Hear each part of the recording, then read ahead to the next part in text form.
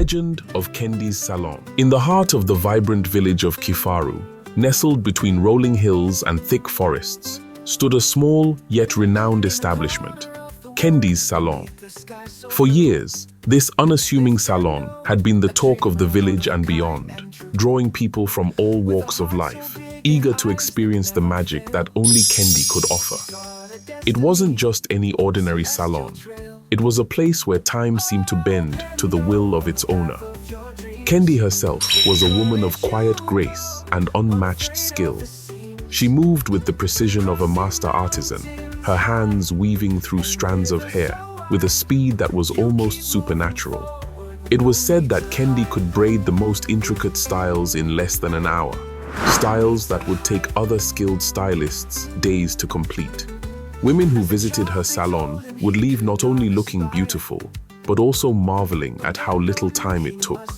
But as famous as Kendi's skill was, there was something else that made her salon stand out, something that intrigued and puzzled everyone who visited. Kendi had one strict, unwavering rule: no mirrors or any reflective objects were allowed inside her salon. The rule was so stringent that every client who stepped through her door was thoroughly checked to ensure they didn't carry anything that could cast a reflection.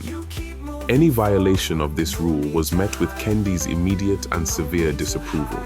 For many, this rule was an oddity, a quirk of an otherwise brilliant stylist. But for Kendi, it was a matter of life and death. Despite the curiosity it sparked, no one dared to question Kendi's insistence on this rule. After all, who would want to risk upsetting the very person who could transform their hair into a masterpiece in mere minutes? And so, the people of Kifaru and beyond continued to flock to Kendi's salon, respecting her strange rule without question. They would whisper among themselves, speculating about the reason behind it, but no one ever dared to ask Kendi directly. It was enough for them that they could walk into her salon and within a short time, walk out transformed and radiant. Yet, as much as Kendi's speed and skill were celebrated, there was an air of mystery that clung to her like a shadow. It was as if something dark and unseen lurked just beneath the surface of her serene exterior, something that no one could quite put their finger on. And so, the legend of Kendi's salon grew, becoming a tale of wonder, beauty, and an unexplained, unspoken fear. Little did anyone know, the truth behind Kendi's strange rule and her extraordinary abilities was far more sinister than they could ever imagine. And it was a truth that would soon be uncovered by a young, curious woman named Pendo, whose arrival in Kifaru would set in motion a chain of events that would change everything. The bustling village of Kifaru, with its colorful markets and lively atmosphere, was known for many things: its rich cultural heritage, the warmth of its people, and, most intriguingly, the enigmatic Kendi's Salon. Nestled on a quiet corner, just a short walk from the main square, the salon was a beacon for women seeking to enhance their beauty through Kendi's unparalleled hair braiding skills. But despite the salon's fame, there was one aspect of it that sparked endless gossip and curiosity among the villagers: the mysterious no reflection rule. Everyone in Kifaru knew about Kendi's rule. It wasn't just a suggestion or a request. It was a strict, unyielding policy that Kendi enforced with an iron will. The rule was simple: no mirrors, no reflective surfaces, no objects that could cast an image of the person sitting in Kendi's chair. It was a rule so rigid that even the slightest violation could cause Kendi to stop her work immediately, leaving the client with half-done hair and a stern warning never to return if they broke the rule again. To the casual observer, this might have seemed like an eccentric quirk of a brilliant but peculiar stylist. But to those who had experienced Kendi's wrath firsthand, it was clear that the rule was non-negotiable.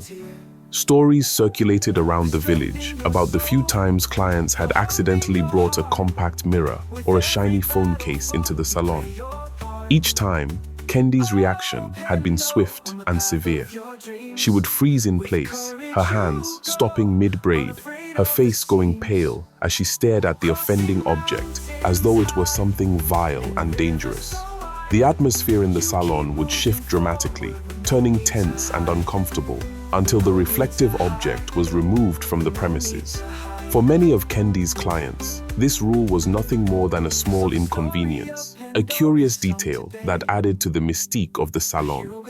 They were willing to overlook it because Kendi's skills were unmatched, and the results she delivered were well worth the peculiarities. But for others, especially those who were new to the village or unfamiliar with Kendi's ways, the rule was unsettling. Why would a hair salon, a place where one's appearance was so important, forbid mirrors? How could Kendi expect her clients to trust her without allowing them to see what she was doing? Despite these questions, few dared to challenge Kendi directly. Her reputation as the fastest, most skilled hairdresser in the region preceded her, and most people were content to let her work her magic without interference. Yet beneath the surface of compliance, a sense of unease lingered. People whispered about the rule behind closed doors, concocting wild theories to explain it. Some said Kendi was hiding a disfigurement or that she feared seeing her own reflection. Others claimed she had made a deal with dark forces, trading her soul for her extraordinary abilities, and that mirrors would somehow expose the truth. Whatever the reason, the villagers knew one thing for certain. Kendi's rule was absolute, and breaking it came with consequences they were not willing to face. But for one person, this rule became more than just a curious oddity. For Pendo, the young woman who had recently arrived in Kifaru, the rule was a puzzle that needed solving. She couldn't understand how a simple reflection could wield such power over someone as skilled and confident as Kendi. And so, as she sat in the salon for the first time, feeling the swift movements of Kendi's hands braiding her hair, Pendo's mind raced with questions. She had heard the rumors, of course, and seen the nervous glances exchanged by other clients as they waited their turn. But she wasn't satisfied with the whispers and half-truths.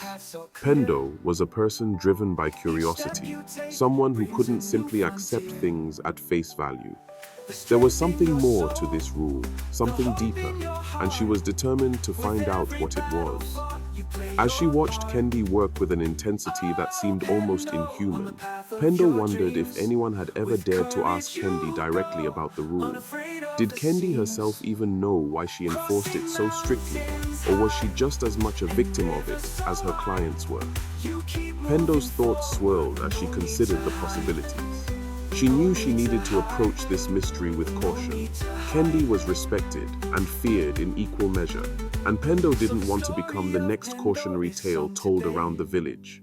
But as the minutes passed and her hair took shape under Kendi's skillful hands, Pendo's resolve only grew stronger. She would find out the truth, no matter what it took. For now, though, she would bide her time, playing the role of the obedient client, all the while gathering clues and piecing together the puzzle that was Kendi's salon. Little did she know that her quest for answers would lead her down a path filled with danger, dark secrets, and a confrontation with forces far beyond her understanding. The rule, she would soon discover, was not just a quirk of a talented hairdresser. It was a key to unlocking a story of ancient pacts and hidden powers. A story that would change her life forever. Pendo's first visit to Kendi's salon had left her both awed and unsettled. She couldn't deny Kendi's talent. Her hair was braided perfectly, each strand woven with precision and care. But as she left the salon that day, a gnawing curiosity took hold of her. The no reflection rule hung in her mind like a persistent shadow. She could sense that something was off. Something that went beyond mere superstition or eccentricity. It felt as if the entire village was tiptoeing around a secret that no one dared to confront. As she walked through the bustling streets of Kifaru, the sights and sounds of the village faded into the background. Her thoughts were consumed by what she had experienced in the salon. The way Kendi had moved, her hands a blur of motion, seemed almost supernatural. There was a tension in the air when Kendi worked, a sense that something unseen was watching, waiting. Pendo couldn't shake the feeling that there was more to the story than anyone was willing to admit. That evening, Pendo sat in her small, modest home on the edge of the village, staring out at the fading light of the day. Her fingers absent-mindedly traced the intricate patterns of her newly braided hair as she replayed the events of the day in her mind. She knew she couldn't just let this go. She had to find out what was really going on in Kendi's salon, even if it meant pushing boundaries and asking questions that others wouldn't dare. The next day, Pendo decided to start her investigation. She knew better than to confront Kendi directly. Something about the woman's presence made it clear that she wouldn't take kindly to prying questions. Instead, Pendo turned to the villagers, hoping to gather information from those who had been living in Kifaru longer than she had. Surely, someone would know more about the mysterious hairdresser and her strange rule. Pendo began by visiting the local market, a lively place where gossip and news flowed as freely as the goods being traded. She approached one of the older women selling colorful fabrics, a woman named Mama Juma, who was known for her sharp tongue and keen knowledge of the village's history. After exchanging pleasantries, Pendo carefully steered the conversation towards Kendi. "Everyone in the village seems to love Kendi's salon," Pendo began, feigning casual interest. "Her braiding skills are truly something else. But I couldn't help but notice that she has that unusual rule about mirrors. It's a bit strange, don't you think?" Mama Juma's eyes narrowed slightly as she looked at Pendo, as if weighing whether or not to share what she knew. "Ah, so you've noticed that, have you?" she said, her voice tinged with curiosity. "Yes, Kendi's rule is peculiar, to say the least. But people don't question it. They say it's just part of what makes her so good at what she does." "But why no mirrors?" Pendo pressed gently. "I've never heard of a salon where clients can't even see what's being done to their hair. It just seems unusual." Mama Juma sighed, glancing around as if to make sure no one was eavesdropping. "There are many stories about Kendi, child. Some say she's been blessed by the spirits with her talent, while others whisper that it's a curse. But no one really knows for sure. All we know is that Kendi wasn't always like this. When she first came to Kifaru, she was just another hairdresser, skilled but not extraordinary. It wasn't until a few years later that she became what she is now, faster, more precise, almost otherworldly." Pendo leaned in, her interest piqued. "What changed? What happened to her?"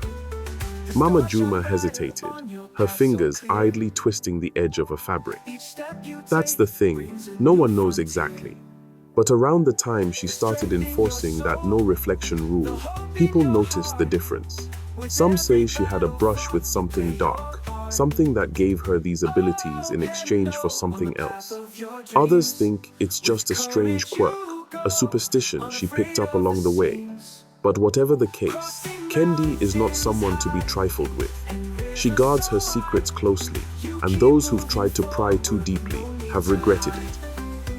Pendo felt a chill run down her spine at Mama Juma's words, but it only fueled her determination. Has anyone ever asked her directly, tried to find out the truth? Mama Juma shook her head, a wry smile playing on her lips. "You'd have to be very brave or very foolish to do that. Kendi doesn't take kindly to people questioning her. But if you're really that curious, child, you could always ask old Mizi Bahati. He's been around longer than anyone else in the village, and if there's anyone who might know more, it's him. Just be careful, Pendo. Some things are better left alone." With that cryptic warning, Mama Juma turned her attention back to her wares, signaling that the conversation was over. Pendo thanked her and left the market, her mind buzzing with new information. Mizi Bahati, if anyone could help her unravel the mystery of Kendi's salon, it would be him. But as she made her way towards the old man's house, Pendo couldn't shake the feeling that she was stepping into something far more dangerous than she had anticipated. The sun was beginning to set as Pendo approached the small, weathered house where Mizi Bahati lived. The old man was known throughout the village as a keeper of stories, a man whose memory stretched back generations. If there was anyone who could shed light on Kendi's past, it would be him. Taking a deep breath, Pendo knocked on the door, ready to uncover the secrets that had been hidden for so long. Mizi Bahati's Tale. The door to Mizi Bahati's house creaked open slowly, revealing the dimly lit interior. The old man stood in the doorway, his hunched frame casting a long shadow in the fading light. His eyes, though clouded with age, still held a sharpness that made Pendo hesitate for a moment. She could feel the weight of his gaze as he looked her up and down, as if assessing whether she was worthy of the knowledge she sought. Mizi Bahati, Pendo began, her voice steady despite the nervous flutter in her chest. I've heard that you know the history of this village better than anyone else. I was hoping you could help me understand something about Kendi and her Salon. At the mention of Kendi's name, Mizi Bahati's expression hardened. He stepped back, opening the door wider, and motioned for Pendo to enter. Come in, child, he said, his voice a low rumble. If you're asking about Kendi, then I suppose it's time someone told you the truth. But be warned, the story you're about to hear is not for the faint of heart. Pendo stepped inside, the door closing behind her with a heavy thud. The room was small and cluttered, filled with old books, carvings, and trinkets from a time long past. A fire crackled in the hearth, casting flickering shadows on the walls. Mizi Bahati gestured for her to sit in a worn armchair near the fire, while he settled into an old wooden chair opposite her. For a moment, there was only the sound of the fire and the creaking of the old house as it settled into the night. Then, Mizi Bahati began to speak, his voice deep and resonant, carrying the weight of years and stories untold. Kendi wasn't always the woman you see today, he began, his eyes fixed on the flames. When she first arrived in Kifaru, she was just like any other young woman, full of life and dreams. She had a natural talent for braiding hair, but it was nothing like the speed and precision she possesses now. Back then, she was content to work at a slower pace, taking her time with each client, perfecting her craft with patience and care. Pendo leaned in closer, captivated by the old man's words. She could almost see the younger version of Kendi in her mind's eye, a vibrant, eager young woman, different from the enigmatic figure she had encountered at the Salon. But then, Mizi Bahati continued, his voice growing darker. Something changed. It all started with a tragedy, a loss that Kendi has never spoken of, but one that shaped the course of her life. You see, Kendi was engaged to be married to a young man named Jabari. He was the love of her life, and they were set to build a future together. But just days before their wedding, Jabari fell ill with a mysterious sickness. No healer in the village could cure him, and within a week, he was gone. Pendo gasped softly, the weight of the story sinking in. She lost him, just like that. Mizi Bahati nodded solemnly. Yes, the loss broke Kendi's heart. She withdrew from the world, consumed by grief. For months, she barely spoke to anyone, and her salon was closed. People in the village tried to comfort her, but nothing could ease the pain of losing the man she loved. Then, one day, she reopened her salon, but something was different. What changed? Pendo asked, her curiosity burning brighter. The first thing people noticed was the speed, Mizi Bahati said, his eyes narrowing. Kendi began braiding hair at an unnatural pace, finishing in minutes what used to take her hours. Her skills seemed almost otherworldly, as if her hands were guided by an invisible force. People were amazed, but they were also wary. It was as if Kendi had been touched by something beyond this world. And then, the rule appeared.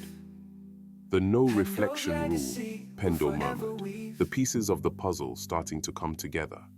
Mizi Bahati nodded. Yes, no one knows exactly why Kendi instituted that rule, but it became clear that she was deadly serious about it.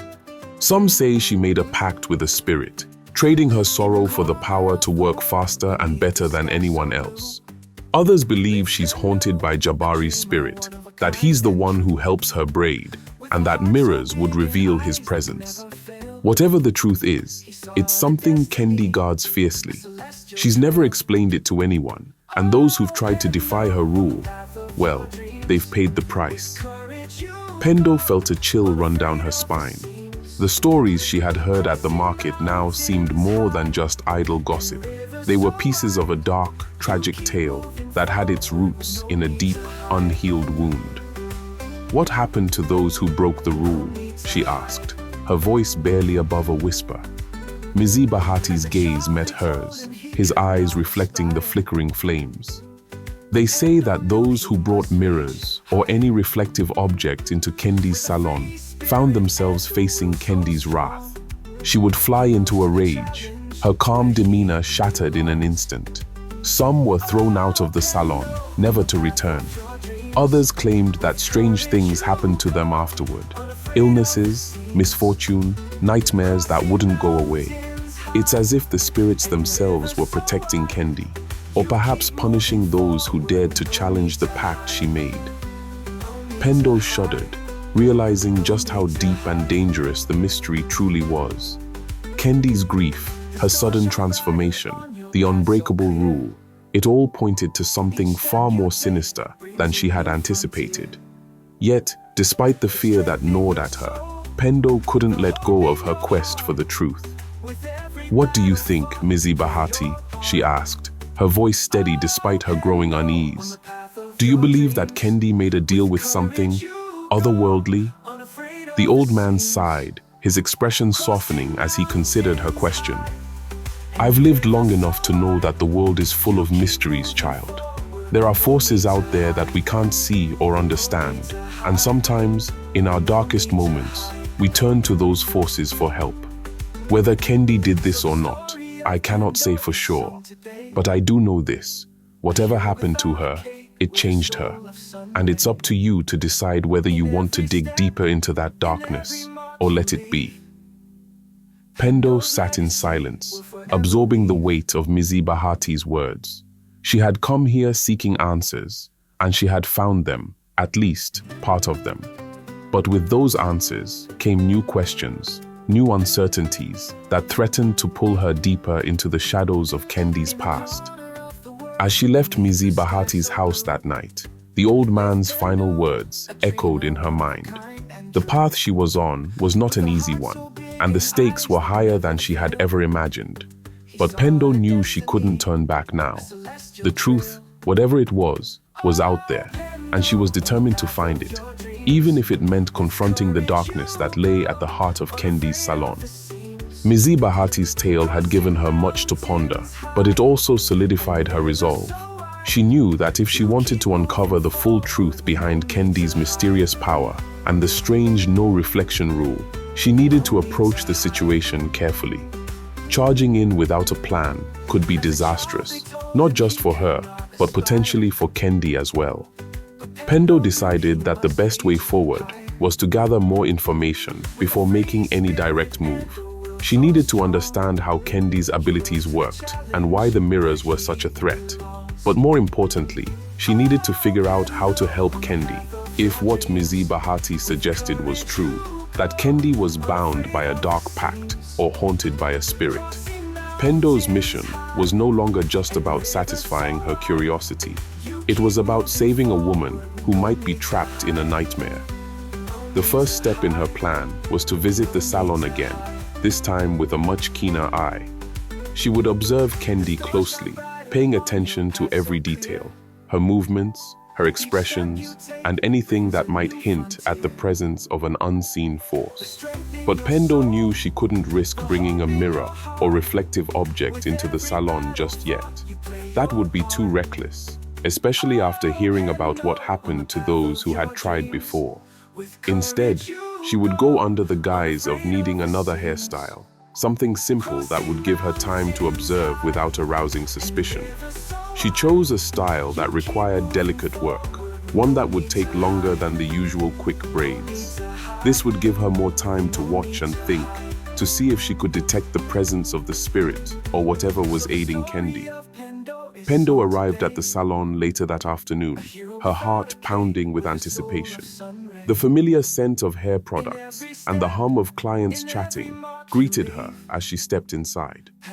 Kendi was in the middle of finishing up a client's hair. her hands moving with that same uncanny speed that Pendo had witnessed before. As she watched, Pendo couldn't help but marvel at how effortlessly Kendi worked, her fingers almost a blur as they twisted and braided with precision. When Kendi finished with her current client, she turned to Pendo, her usual calm and friendly demeanor in place. "Pendo, welcome back. What can I do for you today?" Pendo smiled, trying to keep her tone light and casual. "I'd like to try something different today. Maybe something a bit more intricate." Kendi nodded, her eyes brightening with interest. "Of course, I have just the style in mind." As Pendo sat down, she felt a strange sense of calm wash over her. The tension that had been building in her since her conversation with Mizi Bahati seemed to melt away, replaced by a quiet determination. This was her chance to observe, to understand, and to begin formulating a plan. Kendi's hands began their work, moving swiftly, yet with an artistry that was mesmerizing. Pendo focused on the sensation of Kendi's fingers against her scalp, trying to detect any unusual energy or force. But the only thing she felt was the gentle, rhythmic tugging of her hair being expertly braided. However, as Kendi worked, Pendo began to notice something subtle, an almost imperceptible shift in the air around them. It was as if the space in the salon grew denser, the air thicker with an invisible presence. Pendo could feel it, a faint pressure that seemed to pulse in time with Kendi's movements. The feeling was so subtle that she doubted the other clients noticed, but to Pendo, it was unmistakable. There was something, someone, there with them. Pendo kept her expression neutral, not wanting to give away her growing awareness. Instead, she started asking Kendi casual questions, trying to keep the conversation flowing while she gathered her thoughts. "Kendi," she said, her voice deliberately light, "how did you get so good at braiding? I've never seen anyone work as fast as you do." Kendi glanced at her, a small smile playing on her lips. "I've been braiding since I was a child. My mother taught me everything I know, but I suppose it's just something that comes naturally to me now." Pendo nodded, pretending to be satisfied with the answer, but she pressed on. "And what about the no reflection rule? I've always been curious about that. It's not something you see in other salons." Kendi's hands paused for just a fraction of a second before resuming their work. Her smile remained, but there was a slight tension in her voice as she replied, "It's just a personal preference, really. I find that clients are more relaxed when they don't constantly check the mirror. It helps me focus on my work, and I think the results speak for themselves." Pendo could tell that Kendi was deflecting, but she didn't push any further. She had gotten what she came for, a glimpse into the truth behind Kendi's rule. The atmosphere, the strange presence, Kendi's subtle unease, all of it pointed to something more than just a preference. As Kendi finished the intricate braids, Pendo thanked her and paid for the service, leaving the salon with a heavy heart. She now knew for certain that something dark was at play, but she still didn't have all the answers.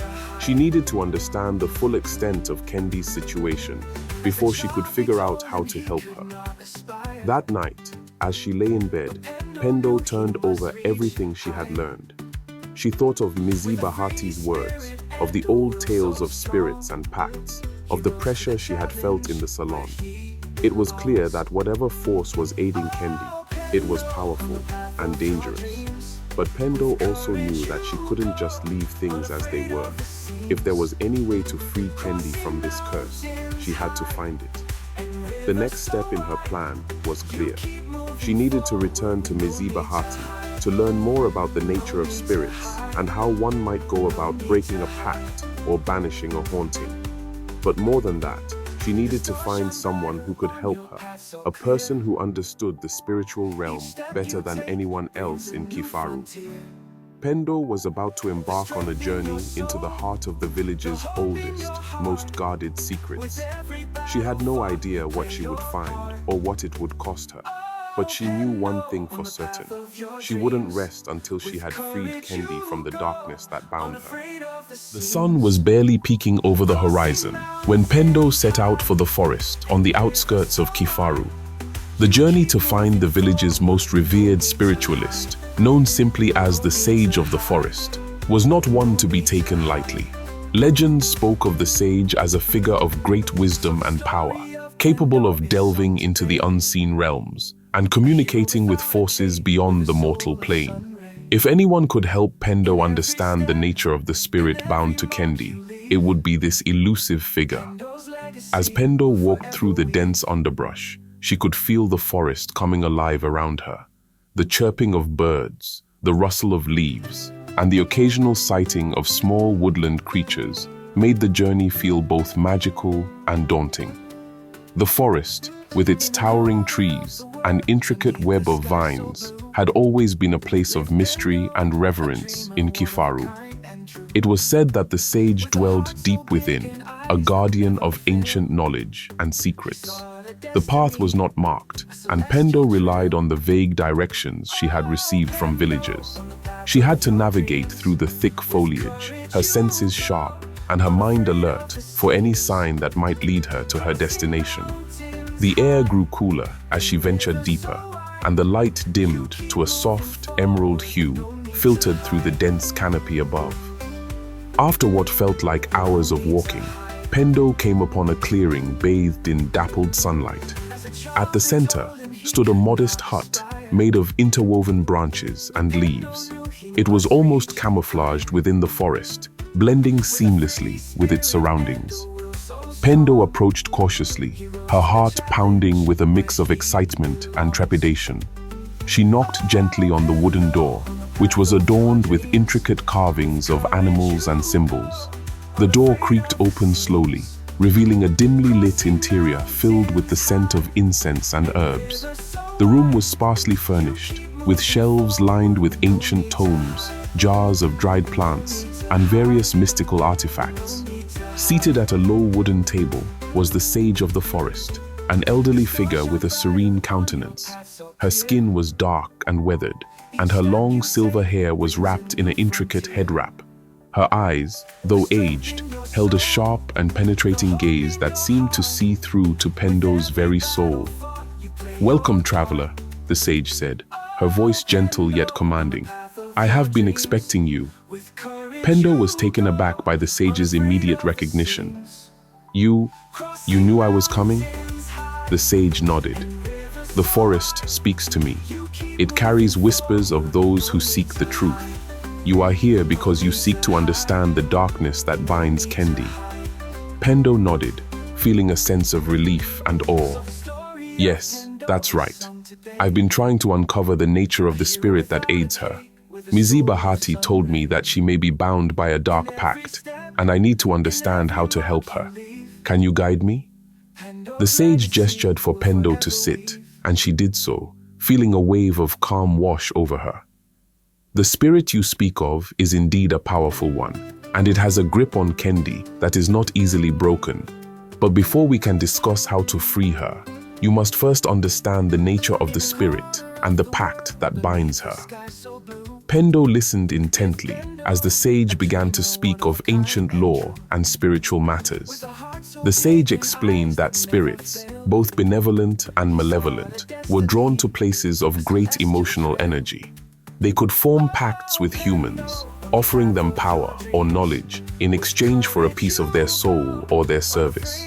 Such pacts were often born out of desperation or grief, and they could be incredibly difficult to break. The spirit bound to Kendi is known as a Nyoka, the sage explained. Nyoka are ancient and powerful entities, often associated with transformation and deceit. They can grant incredible abilities, but they also demand a heavy price. In Kendi's case, it seems that the Nyoka has taken advantage of her grief and desire for control, using her talents to fulfill its own needs. Pendo's mind raced as she absorbed this information. So, the Nyoka is the reason Kendi can braid so quickly. Indeed, the sage confirmed. The Nyoka's influence allows Kendi to perform her craft at an extraordinary speed, but it is also why the no reflection rule exists. Mirrors and reflections are a way for the Nyoka to be seen, and it fears exposure. That's why Kendi is so adamant about enforcing the rule. Pendo's thoughts turned back to her own observations. What can be done to break the pact? Is there a way to free Kendi from the Nyoka's influence? The sage's expression grew solemn. Breaking such a pact is no simple task. It requires not only to confront the spirit and find a way to restore balance. Pendo's heart sank slightly at the daunting task ahead. Do you have any advice on how to proceed? The sage nodded. You will need to gather certain items and perform a ritual to confront the Nyoka. You must find a rare flower that blooms only in the deepest part of the forest, an ebon petal. It holds the power to reveal hidden things and will aid you in seeing the Nyoka's true form. Additionally, you will need a vessel to trap the spirit, such as a specially prepared mirror. Pendo listened carefully, noting down the sage's instructions. Where can I find the ebon petal? The flower grows in a secluded grove, deep within the forest, the sage said. But be warned, the journey is perilous, and the path is fraught with challenges. You must be prepared to face not only physical obstacles, but also the spirit's attempts to deter you. Pendo nodded, her determination solidifying. I understand. Thank you, sage. I'll begin the search for the ebon petal immediately. The sage gave her a small, reassuring smile. You have the heart of a true seeker, Pendo. Trust in your journey and in the guidance of the forest. The answers you seek are within your reach. With that, Pendo rose and prepared to leave. As she stepped out of the sage's hut, she felt a renewed sense of purpose. The forest was vast and mysterious, but she was no longer afraid. She knew that finding the ebon petal and confronting the Nyoka was the key to freeing Kendi from her dark bond. With the path ahead laid out before her, Pendo ventured back into the forest, her spirit resolute and her goal clear. The journey would be difficult, but she was ready to face whatever challenges lay ahead. For Kendi's sake and for her own, Pendo would uncover the truth and set things right.